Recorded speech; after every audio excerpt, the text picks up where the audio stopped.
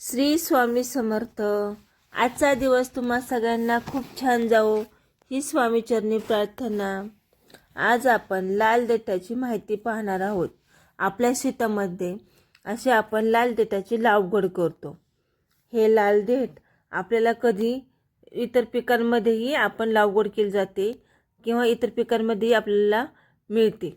हे खाण्यासाठी किती चविष्ट आणि किती स्वादिष्ट आहे हे तुम्हा सगळ्यांना माहितीच आहे। आपण पितृपक्षामध्ये ह्या देठांची भाजी आपण करतो आणि त्याचा नैवेद्य आपण पितृंना दाखवतो। ह्या पानांची आपण भजी देखील करतो। कोणी त्याची सुकी भाजी पण करतं। त्याच्या आवडीनुसार ह्या भाजीचे वेगवेगळे प्रकार आपण करतो। तर आपण ह्या भाजीला कसे म्हणजे वातावरण लागतं, शेतीत जमीन कशी लागते, हवामान कसे लागते, पाण्याचे प्रमाण कसे पाहिजे याची आपण थोडक्यात सविस्तर माहिती पाहणार आहोत। उष्ण हवामानात हे लाल देठाची चांगली वाढ होते। लाल पानाच्या जातीची लागवड अति पावसाच्या काळात टाळणे चांगले। पाण्याचा निचरा चांगला होणारी भुसभुशीत जमीन योग्य असते। शेत तयार करताना कुजलेले शेणखत टाकणे आवश्यक असते। पिकाची त्यामुळे चांगली वाढ होते।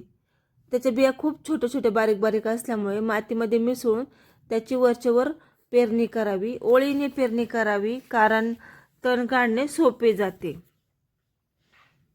आणि त्याची कापणी करता सुद्धा येते किंवा उपटूनही घेता येते।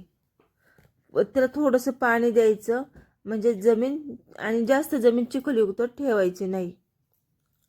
पाणी साचल्यावरती पिकाचे नुकसान होऊ शकते। कुजलेले शेणखत, कंपोस्ट खत किंवा गांडूळ खत वापरता येते। रासायनिक खताचा वापर ही करता येतो। देठांची कोवळे पानं भाजीसाठी वापरली जाते। वेळेवर कोवळी पाने काढणी केल्यास कोवळ्या भाजीची आपण टायमिंगवरती काढणी केली तर कोवळे देठ पाने ही चविष्ट आणि स्वादिष्ट लागतात।